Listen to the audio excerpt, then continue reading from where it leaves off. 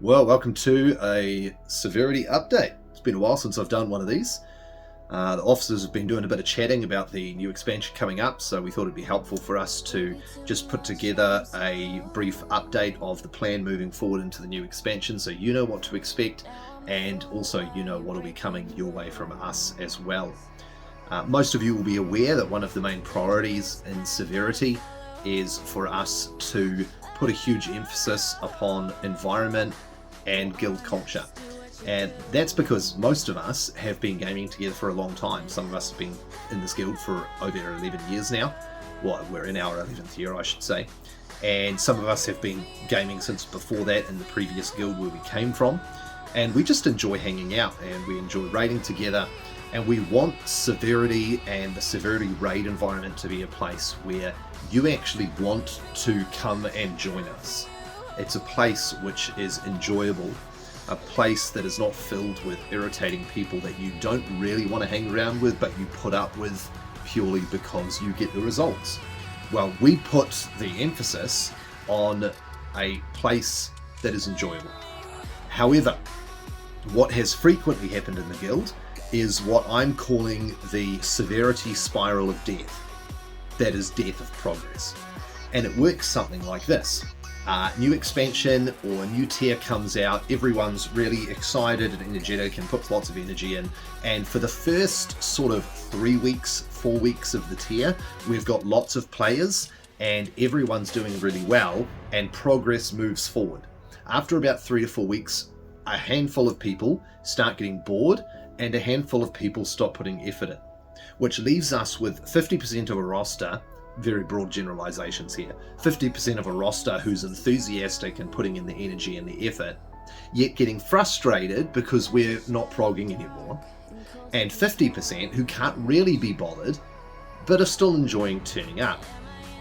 What then happens is a handful of players who are wanting more end up leaving, and then our roster size reduces, and so we're stuck with sort of like a handicapped roster made up with people who haven't really put the effort in, and then a number of people who have put the effort in who end up just getting really, really frustrated.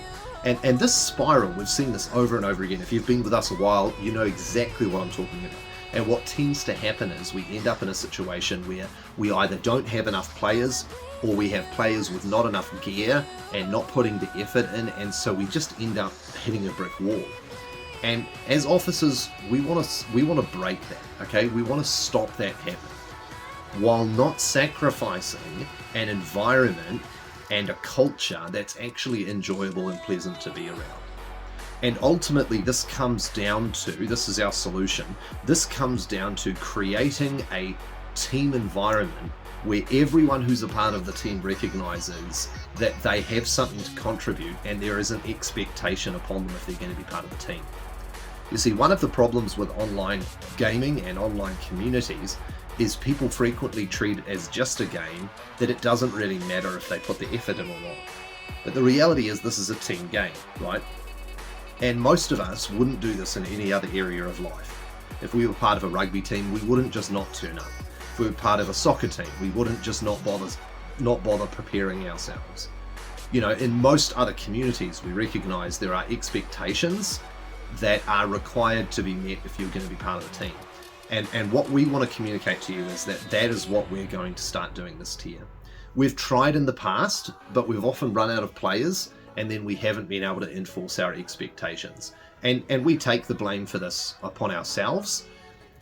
The way we've managed that hasn't been the best. And so what we're going to seek to do is have the same expectations which we've always had, but we're just going to enforce them much stricter.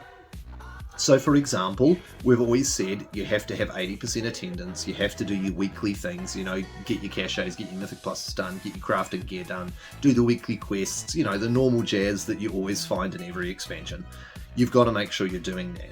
And you've got to make sure you're hitting eye level gaps, so that way you're keeping up with what's required for the raid. However, we've always communicated that, but we've never really enforced it. And so then people would turn up and go, oh, they're just a little bit below, and we'd let them in. Well, we're not going to do that anymore. We are going to be setting bars, and if you don't meet those bars, you will not come to raid. So if we say you must be 520 item level, if you're 518, you will not come into the raid. Now, that might seem harsh, but it's just recognized as being part of a team, right? If you want to be part of the team, then you need to do what's required. And that actually engenders and creates an environment that people want to be a part of, because everyone recognizes that everyone's here for the same reason. And so basically what we're wanting to do is we're wanting to continue to promote a culture and environment in the guild which is enjoyable, which is kind, which is, I guess, a place we actually want to be. But at the same time, recognizing we want to prog. And if you're sitting here and you're listening to this and you're thinking, well, I can't be bothered doing anything, that's totally fine. You don't have to. No one's going to make you do anything. Just don't be part of the team, right? Like, you can still be a casual player, you can still come to heroic runs and all that sort of stuff. But if you want to be a part of the Mythic prog team, you have to meet the expectations. Now, we understand real life happens, okay? People get sick, people get surgeries, stuff happens. Totally get it. And we can communicate that as we go through, just like in real life, right?